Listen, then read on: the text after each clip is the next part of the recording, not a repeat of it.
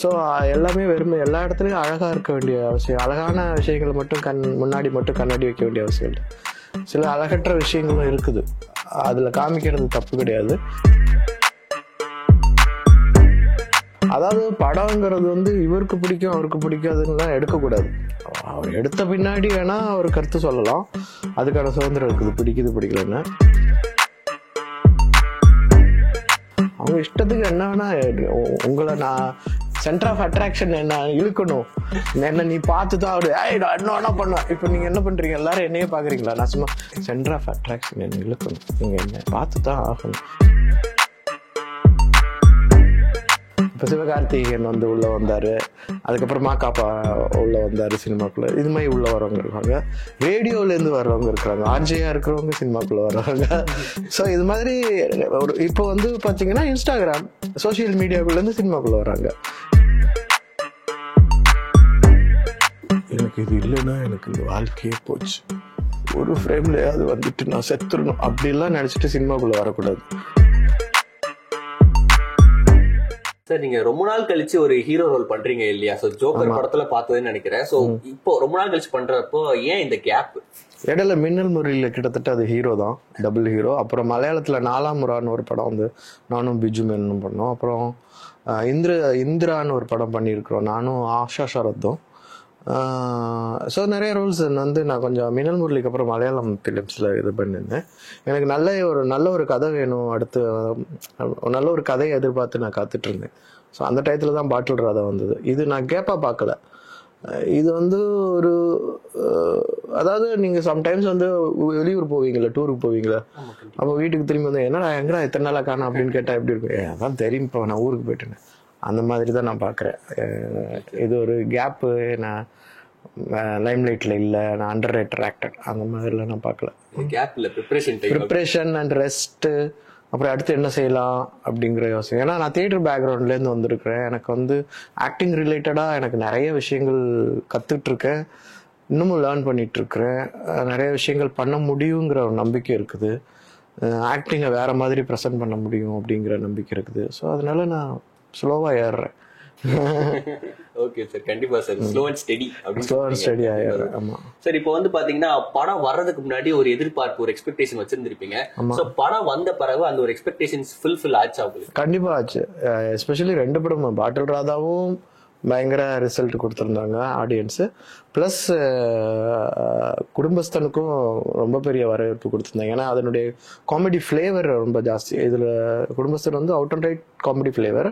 நான் இது வரைக்கும் ஃபுல் அண்ட் ஃபுல், அதாவது ஜோக்கரில் காமெடி இருக்கும், ஜிகர்தண்டாவில் காமெடி இருக்கும், ஆனால் அது வந்து ஃப்ளோவில் இருக்கிற காமெடி, அந்த கேரக்டர் ஃப்ளோவில் இது எத்தனிச்சு பண்ணணும், நம்ம காமெடி பண்ணணும், அந்த மாதிரி ஒரு படமாக குடும்பஸ்தன். ஸோ ரெண்டுமே நல்ல ஒரு, நான் எக்ஸ்பெக்ட் பண்ணதை விட ஜாஸ்தி ரிசல்ட், எல்லாருமே வரவேற்கிறாங்க அந்த படம். ரெண்டுமே நல்ல ஏமாற்றம்னு ஒரு எந்த இடத்துலயும் இல்லை, 2 படத்துலையுமே இல்லை. எஸ்பெஷலி பாட்டில் ராதாவுக்கு ஏமாற்றம் வராதுங்கிறது எனக்கு நான் டப்பிங் பண்ணும்போதே தெரிஞ்சிச்சு, எனக்கு முன்கூட்டியே தெரிஞ்சிச்சு. ரொம்ப நல்ல படம் அது, ரொம்ப என்னுடைய கரியரில் நல்ல படம். ப்ளஸ் தமிழ் சினிமா உலகத்துலேயும் சரி, இப்போ தமிழ்நாட்டுக்குமே ஒரு அவசியமான ஒரு படமாக இருக்குது எல்லாருக்குமே. இந்த பொதுவான இந்த குடிங்கிற சப்ஜெக்ட் எடுத்துக்கிட்டோன்னா இது எல்லாருக்குமே அவசியமான படம். உங்களோட படங்கள் பாத்தீங்கன்னா வந்து முக்கியமாவே கதையை பேஸ் பண்ணி தான் இருக்கு, கதைக்கு தான் ஒரு முக்கியத்துவம் கொடுக்குற மாதிரி இருக்கு இல்லையா? சோ இதனால நிறைய சர்ச்சைகளும் வெளியாகுது இல்ல? சோ இதை பத்தி என்ன நினைக்கிறீங்க சார்? ஒரு படம், ஒரு பொருள் வந்து ஒரு ஆர்டிஸ்ட் வைக்கிறாங்கன்னா அது வந்து அதுல அழகு இருக்கணும், அதுக்கப்புறம் சர்ச்சையும் இருக்கணும், அப்பதான் அது வந்து வெளியே போகும். அந்த சர்ச்சை வந்து அந்த ஆர்ட் மேல இருக்கிற அது அப்படி என்ன அப்படின்னு ஒரு கியூரியாசிட்டியை உண்டு பண்றது வந்து அந்த பொருள் கிரியேட் பண்ணணும். அதாவது நீங்கள் என்ன வந்து ஆர்ட் வைக்கிறீங்களோ, அது நீங்கள் ஒரு ஸ்கல்ப்சர் ஆகட்டும், இல்லை ஒரு ரைட்டிங் ஆகட்டும், இல்லை ஒரு டான்ஸ் ஆகட்டும், இல்லை ஒரு படமாகட்டும், ஒரு ஓவியம் ஆகட்டும், எல்லாமே அதில் வந்து ஒரு, அதாவது ஆர்ட்டுங்கிறது வந்து சொசைட்டினுடைய கண்ணாடி மாதிரி. ஸோ எல்லாமே வெறுமை எல்லா இடத்துலையும் அழகாக இருக்க வேண்டிய அவசியம், அழகான விஷயங்களை மட்டும் முன்னாடி மட்டும் கண்ணாடி வைக்க வேண்டிய அவசியம் இல்லை. சில அழகற்ற விஷயங்களும் இருக்குது, அதில் காமிக்கிறது தப்பு கிடையாது. என்டர்டெய்னிங்கும் இருக்கணும் அதே நேரத்தில். ஏன்னா சினிமாங்கிற வார்த்தைக்கு வந்து அது ஒரு என்டர்டெய்னிங் மீடியா அப்படிங்கிறது தான். ஏன்னா பால், முட்டை, இறைச்சி இல்லைன்னா நம்மளால வாழ முடியாது அப்படின்னு வச்சுட்டோம். அரிசி இல்லைன்னா சினிமா இல்லைன்னா நம்மளால வாழ முடியாது அப்படிலாம் கிடையாது. அத்தியாவசியமா அவ்வளோ ஐயோ அப்படின்லாம் கிடையாது. ஏன்னா நிறைய பேர் சினிமா பார்க்காம கூட இருக்கிறாங்க. ஸோ சர்ச்சைங்கிறதும் சினிமா ஆர்ட்டுங்கிறதும் ஒன்னா சேர்ந்தது. பிணைந்தது மாதிரியா? ஆமா, ஒன்னா சேர்ந்தது, அதுக்குள்ள இருக்கும். அதாவது அது ரொம்ப பூடகமா வெளிப்படையா இல்லாட்டினாலும் பூடகமாக இருக்கும். அப்பதான் அந்த ஆர்ட் நீண்ட நாட்களுக்கு. அதை நம்ம இப்படி கூட சொல்லலாம், ஒருத்தரோட பாயிண்ட் ஆஃப் வியூ இருக்குல்ல. சோ அவருக்கு இந்த படம் பிடிச்சிருக்கு, இவருக்கு அதை பிடிக்கல அப்படின்னு சொல்றாங்கல்ல. இதை நீங்க எப்படி பாக்குறீங்க? ஒருத்தரோட பாயிண்ட் ஆஃப் வியூ. அதாவது படங்கிறது வந்து இவருக்கு பிடிக்கும் அவருக்கு பிடிக்காதுன்னா எடுக்கக்கூடாது. அவர் எடுத்த பின்னாடி வேணா அவர் கருத்து சொல்லலாம், அதுக்கான சுதந்திரம் இருக்குது, பிடிக்குது பிடிக்கலன்னு. ஆனா இவங்களுக்கான படம் அப்படிங்கறதுல வந்து குழந்தைங்களுக்கான படம் அப்படிங்கிறதுல தான் டிஃப்ரெண்ட் ஆகும். தவிர அடல்ட்ஸ்க்கான படத்துல இவங்க பிடிச்ச மாதிரி எடுக்கிறதுங்கிறது வந்து ரொம்ப கஷ்டம். அவங்களுக்கு பிடிக்கிற மாதிரி எடுத்து கொடுக்கணும். ஸோ அதுதான் ரொம்ப முக்கியமா நான் பாக்குறேன் படம் எடுக்கிறதுல. சரி, இப்ப தமிழ் சினிமால வந்து இந்த பாட்டில் ராதா படத்தை வந்து என்ன பண்றாங்கன்னா ஒரு புதுவிதமான படமா பாக்குறாங்க. இதை பத்தி நிறைய விமர்சனங்களும் வருது. தமிழ் சினிமால இப்படி ஒரு படம் வந்தது இல்லைன்ற மாதிரி சொல்றாங்களே. ஆமா, இது வந்து ஏன்னா ஒரு ஒரு ஒரு ஒரு அதாவது புறையோடி கிடக்கிற ஒரு பிரச்சனை இது வந்து. நீங்க பாத்தீங்கன்னா நிறைய பேர் இந்த குடிக்கு எதிராக போராடி இருக்கிறாங்க, நிறைய பேர். ஸோ அதில் வந்து படமா எடுக்கும்போது அட்வைசபிள் ஒரு பொருள் வந்து ஒரு சம்திங் சுகர் கோட்டிங் சொல்லுவாங்கல்ல, அந்த மாதிரி சுகர் கோட்டிங் கொடுக்க தான் வேணும். ப்ளஸ் இது அவசியம்தான் இந்த மாதிரி படங்கள் இப்போ இருக்கிற சுச்சுவேஷனுக்கு. கண்டிப்பா சார். சார், இப்ப தமிழ் இண்டஸ்ட்ரி அப்படின்னு பாக்குறப்ப வந்து இப்ப வரக்கூடிய படங்கள் எந்த விதத்துல இருக்கு, மக்கள் எந்த விதமான படங்களை எதிர்பார்க்கறாங்க, அவங்களோட எந்த பூர்த்தி செய்யணும்? தமிழ் இண்டஸ்ட்ரின்னு மட்டும் இல்ல, எல்லா இண்டஸ்ட்ரியிலுமே சினிமாக்கள்ல வந்து வியாபார ரீதியா சில டேர்னிங், அதாவது பெண்டிங் மூமெண்ட்ல இருக்கிறோம். அதாவது பிசினஸ் வந்து இப்ப ஓடிடி வந்த பின்னாடி எல்லா சினிமாக்களுமே வந்து படம் எடுக்கிறது அந்த பழைய காலத்துல ரொம்ப கஷ்டமா இருந்துச்சு. ஆனா பார்க்க ஆடியன்ஸ் வந்து உடனே பார்த்துட்டாங்க, ரிலீஸ் பண்ண முடியும், நீங்க என்ன படம் எடுத்தாலும் ஈஸியா கொஞ்சம் ரிலீசிங் சிஸ்டம் இருந்தது. இப்போ ஓடிடி அது இதுன்னு வந்ததுனால உங்களுக்கு ஒரு படத்தை வந்து ரிலீஸ் பண்றதுக்கு நிறைய பிரயத்தனப்பட வேண்டியிருக்குது. ஸோ அது வந்து அது இன்னும் கொஞ்ச காலம் போனா அதுல நிறைய மாற்றங்கள் வரும். அந்த மாதிரி ஒரு பிரச்சனையில இருக்கிறோம் நம்ம. கண்டிப்பா சார், பிரச்சனை காலத்துல இருக்கோம் ஆக்சுவலி. ஏன்னா பிரச்சனையே இருந்துட்டு இருக்காது.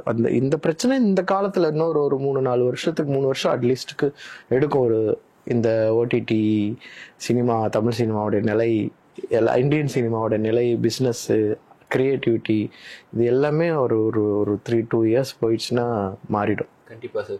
சார், அதே தான் இப்போ வந்து இந்த ஓடிடி தியேட்டரிக்கல் ரிலீஸ் இது ரெண்டுமே சொல்றோம் இல்லையா, நல்ல கதை உள்ள படம் பட் வந்து ஆடியன்ஸ் கிட்ட ரீச் ஆகாதுன்ற ஒரு இதனால ஓடிடி சில நேரம் கொடுத்துறாங்க.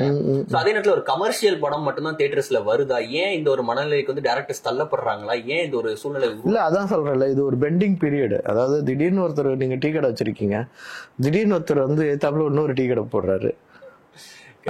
ஒரு நேற்றுக்கு வரைக்கும் உங்களுக்கு வந்து ஒரு 100 டீ போயிட்டு இருக்குது. திடீர்னு அவர் போட்ட உடனே அங்க ஒரு 30 டீ போகுது. திடீர்னு பார்த்தா திடீர்னு உங்க இதுல இருந்து 70 டீ போகுது, உங்களுக்கு தான் 30 வருது. அப்ப நீங்க என்ன பண்ணணும்னு இருக்குல்ல, ஒன்னும் வேற இடத்துல கொண்டு டீ கடை போடணும், இல்லைன்னா டீயை நல்லா போடணும், அப்புறம் வேற வசதிகள் பண்ணி கொடுக்கணும். அப்ப அங்க என்ன வசதி இருக்குது, ஏன் கூட்டம் போகுது, ஏன் ஓடிடியில ஏன் பாக்குறாங்க, ஏன் வந்து சினிமாக்குள்ள பாக்குறாங்கிற பத்தின பேச்சுக்கள் வரணும். அது வந்து எஸ்பெஷலி ப்ரொடியூசர் சைடில், டைரக்டர் சைடில், எழுத்தாளர்கள் சைடில் வரணும். சினிமா ஆம்பியன்ஸில் ஒரு இடத்துல போய் எந்த வித டிஸ்டர்பன்ஸும் இல்லாமல் படம் பார்க்குற எஃபெக்ட் அந்த அளவுக்கு அங்கே பார்த்தாதான் இது நல்லா இருக்கும் அப்படிங்கிற மாதிரி படங்கள் எடுக்கும்போது இந்த குழப்பங்கள் தீரும்.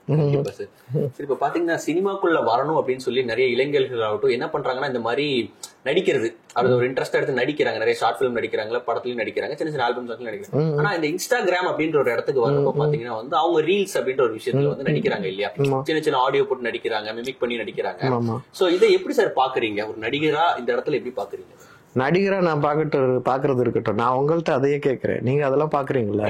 இது நீங்க இப்ப நீங்க உங்களுக்கும் இப்ப ஆங்கரா இருக்கீங்க, உங்களுக்கு நடிக்க ஆசை இருக்கலாம், மேபி இல்ல நடிக்க ஆசைப்பட்டுட்டு நீங்க ஆங்கரா இருக்கலாம், இல்ல ஆங்கரா தான் ஆகணும்னு நினைச்சிட்டு கூட நீங்க இருக்கலாம். இப்ப நீங்க அதெல்லாம் பாக்குறீங்களா? உங்களுக்கு என்ன தோணுது? ஃபர்ஸ்ட்.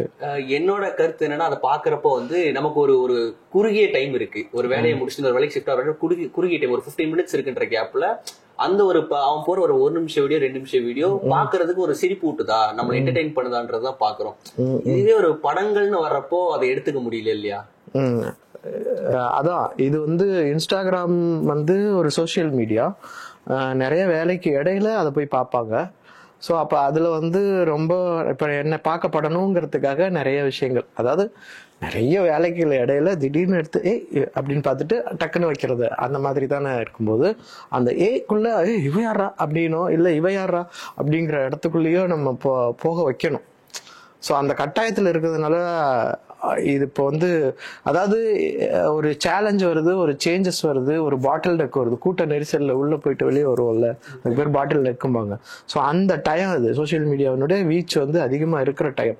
அவங்க இஷ்டத்துக்கு என்ன வேணா, உங்களை நான் சென்டர் ஆஃப் அட்ராக்ஷன் என்ன இழுக்கணும், என்ன நீ பார்த்து தான் ஒரு என்ன பண்ணுவேன். இப்போ நீங்கள் என்ன பண்ணுறீங்க, எல்லாரும் என்னையே பார்க்குறீங்களா, நான் சும்மா சென்டர் ஆஃப் அட்ராக்ஷன் என்ன இழுக்கணும், நீங்கள் என்ன பார்த்து தான் ஆகணும் அப்படின்னு சொன்னால் நீங்கள் பார்க்க மாட்டீங்க. என்ன பாரு அப்படின்னு நல்லா ட்ரெஸ் போடுறேன். ஆனால் அதில் வந்து இப்போ நடிக்க வரணுங்கிறவங்க ஜாஸ்தி இருக்கிறாங்க, நிறைய பேர் வந்து அதில் நிறையா இருக்கிறாங்க. அதுலேருந்து கூட நடிகர்கள் செலக்ட் பண்ணப்படுறாங்க. ஏன்னா முன்னாடி வந்து நடிகர்கள் வந்து ஒரு தியேட்டர் குரூப்பில், இப்போ ஒரு சிவாஜி கணேசன்னா வந்து பாய்ஸ் தியேட்டரில் இருந்தவர், நிறைய தியேட்டர் ஆக்டர். முன்னாடி எம்கேடி, தியாகராஜ பாகவதர் அப்படின்னா யாருன்னு யோசிக்கிறீங்களா, எம்கேடி தான் அப்படின்னு. ஸோ அவங்கெல்லாம் வந்து பாடகர்கள். ஏன்னா முன்னாடி பாட தெரிஞ்சாதான் நடிக்க முடியும், ஆட தெரிஞ்சாதான், ஆடிக்கிட்டே பாடணும் அப்படிலாம். ஏன்னா ரெக்கார்டிங் இல்ல நீங்க சினிமாவே அப்படிதான் எடுக்க முடியும். ஏன்னா ஒரே ரெக்கார்டிங்கும் இருக்கும், பிலிமிங்கும் இருக்கும், இவர் சவுண்டா பாடணும், ஆக்டர் காதல் காட்சியில பாடணும், லைவ்லயே பண்ணணும். ஸோ அப்போதான் வந்து இருக்கு. அதுக்கப்புறம் பிளேபேக் சிங்கர்ஸ் வந்தாங்க, அதனால அவங்க லைவ் பாட வேண்டிய அவசியம் இல்லை. அப்புறம் வந்து டான்ஸ் ஆடவும் ஃபைட் பண்ணவும் தெரிஞ்சா சூப்பராக இருக்கும், அவங்கள ரசிப்பாங்க. அப்புறம் ஸ்டைலு வந்துச்சு. அதுக்கப்புறம் ஆக்டர்ஸ் வந்து நிறைய டிபார்ட்மெண்ட்லேருந்து உள்ளே வர ஆரம்பிச்சாங்க, தியேட்டர் குரூப்லேருந்து வர ஆரம்பிச்சாங்க. பசுபதி, கலையக்கா, குமரவேல், இப்போ நான், விமல், விதார்த், இவங்கெல்லாம் தியேட்டர் குரூப்லேருந்து வர ஆரம்பிச்சாங்க. அதுக்கப்புறம் விஜய் டிவி, இந்த மாதிரி டிவி ஷோஸில் ஆங்கர் பண்ணுறவங்க, இப்போ சிவகார்த்திகேயன் வந்து உள்ளே வந்தார். அதுக்கப்புறம் மாக்காப்பா உள்ளே வந்தார் சினிமாக்குள்ளே. இது மாதிரி உள்ளே வரவங்க இருக்காங்க. ரேடியோலேருந்து வர்றவங்க இருக்கிறாங்க, ஆர்ஜேயாக இருக்கிறவங்க சினிமாக்குள்ளே வர்றவங்க. ஸோ இது மாதிரி ஒரு இப்போ வந்து பார்த்தீங்கன்னா இன்ஸ்டாகிராம் சோசியல் மீடியாக்குள்ளேருந்து சினிமாக்குள்ளே வராங்க. இது வந்து சினிமாக்குள்ளே வர்றதுக்கான ஒரு மீடியமாக வச்சுக்கலாம். பட் ஆனால் அதுவே வந்து உங்களை வளர்க்குங்கிறது முடிவு பண்ண முடியாது. அதுக்கப்புறம் நீங்கள் கற்றுக்கணும், உங்களை அப்டேட் பண்ணிகிட்டே இருக்கணும். இதுவே வந்து ஒருத்தர் இன்ஸ்டாகிராம்ல ஃபேமஸா இல்ல, பட் ஆனா அவர் வந்து ஒரு நல்ல நடிகன், நிறைய இடத்துல ட்ரை பண்றாரு, வைக்கிறாரு, அவரோட திறமையை வெளிப்படுத்துறாரு. சரியான வாய்ப்புகள் அமையாத வரைக்கும் அவரோட திறமையை வெளிப்படுத்த முடியாம ஒரு நிலையில இருப்பாங்க இல்லையா? அவங்களுக்கு நீ என்ன சொல்லணும்னு நினைக்கிறீங்க சார்? சினிமா வந்து ரொம்ப பெரிய நோக்கமா வச்சுக்க கூடாது. அதாவது எனக்கு இது இல்லைன்னா எனக்கு இந்த வாழ்க்கையே போச்சு, ஒரு ஃப்ரேம்லயாவது வந்துட்டு நான் செத்துடணும் அப்படிலாம் நினைச்சிட்டு சினிமாக்குள்ள வரக்கூடாது. எனக்கு நடிக்க தெரியுதா, அதுக்கான இது இருக்குதா அப்படிங்கிறது. அப்புறம் அதை பார்த்துட்டு நண்பர்கள் உண்மையான கருத்து சொல்றாங்களா, இல்லை சும்மா நம்மளை ஓட்டி விடுறாங்களா அப்படிங்கிறது ஒன்று இருக்கு. ரெண்டாவது வந்து எனக்கு ஒரு கன்சிஸ்டன்ஸான ஒரு ட்ரீம் இருக்கணும்னா நான் அது அப்போதான் நான் எந்திரிப்பேன். எனக்கு காலையில் எனக்கு ஒரு வேலை இருந்தால் தான் அப்போ தான் ஒர்க் பண்ணுவேன். அதுக்கப்புறம் அந்த ட்ரீமை அடையணும்னா நீங்கள் கன்சிஸ்டன்சி இருக்கணும். ஏதாவது ஒரு வகையில் கன்சிஸ்டன்சியாக நீங்கள் வேலை பார்த்துட்டே இருக்கணும். அதாவது உங்கள் உடற்பயிற்சி வச்சுக்கணும், அதுக்காக நிறைய காசு செலவு பண்ணக்கூடாது. அப்போ காசு பேரலெல்லாம் நீங்கள் சம்பாதிக்கணும். ஏன்னா நீங்கள் சான்ஸ் கேட்க போவீங்க, சான்ஸ் கிடைக்காது, ஆனால் பசிக்கும். நீங்கள் ஒரு ஆளாக இருந்தால் உங்கள் வயிறு மட்டும்தான் பசிக்கும். நீங்கள் ஒரு குடும்பமாக இருந்தீங்கன்னா நிறைய வயிறுகள் பசிக்கும். அதுக்கு நீங்கள் பொறுப்பாளாக இருந்தீங்க, அந்த இதுவும் செய்யணும்.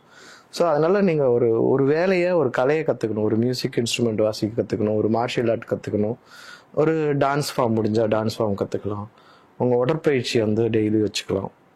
இது காசு செலவு பண்ண வேண்டிய அவசியம் இல்லை. யூடியூப் இருக்குது, ஏஐ இருக்குது, ChatGPT இருக்குது, எல்லாமே உங்களுக்கு சொல்லி கொடுத்துரும். எனக்கு ஒரு செட் ஆஃப் எக்ஸசைஸ் கொடு, நான் இந்த மாதிரி டீஹைட்ரேட் ஆகிருக்கேன்னா உடனே செட் ஆஃப் எக்ஸசைஸ் கொடுக்கும். அதுக்கான டீச்சர்ஸை கனெக்ட் பண்ணி விடும். சோ நீங்க அந்த ChatGPTன்னு சொல்றப்போ சினிமால இந்த மாதிரி ஏஐக்கள் யூஸ் பண்ண ஆரம்பிச்சிட்டாங்க. ஏன்னா இப்ப சிங்கிங்ல பார்த்து யூஸ் பண்ண ஆரம்பிச்சிட்டாங்கன்ற. மத்த எந்த சைடுல எல்லாம் வந்து ஏஐயோட ஈடுபாடு இருக்கு? எல்லாமே வந்துரும், ஏஐ எல்லா இடத்துக்குள்ளேயும் வரும். அதாவது முன்னாடி நீங்க காம்படிஷனு, உயிரோட இருக்கிற ஒரு இன்னொரு சக மனிதர் சக மனுஷி காம்படிஷன். இப்போ மெஷின்ஸ் காம்படிஷன், டெக்னாலஜி காம்படிஷன் ஆகுது. ஸோ நீங்கள் அதுக்கு ஹியூமன் வந்து எப்படி அப்டேட் பண்ணிக்கிறதோ நம்ம பாடியும் உடம்பும் மூளையும் அதுக்கு ஏற்ற மாதிரி மாறிக்கும். அது டஃபா இருக்கு சார். அது கூட போட்டி போறது ஒரு டஃபா இருக்கு. இல்ல அதுவே மாறிக்கும். எப்படி ஒரு எவல்யூஷன் உருகுதா, புதுசா ஒரு, அதாவது இவர் சொல்லி இப்ப சுஜாதா எழுதியிருப்பாரு சிலிக்கான் புரட்சி, சிலிக்கான் எவல்யூஷன் தானே அது. அது மாதிரி அதனுடைய எவல்யூஷனுடைய பீக்ல இருக்குது. அப்ப நம்மளும் இருக்கிறோம்.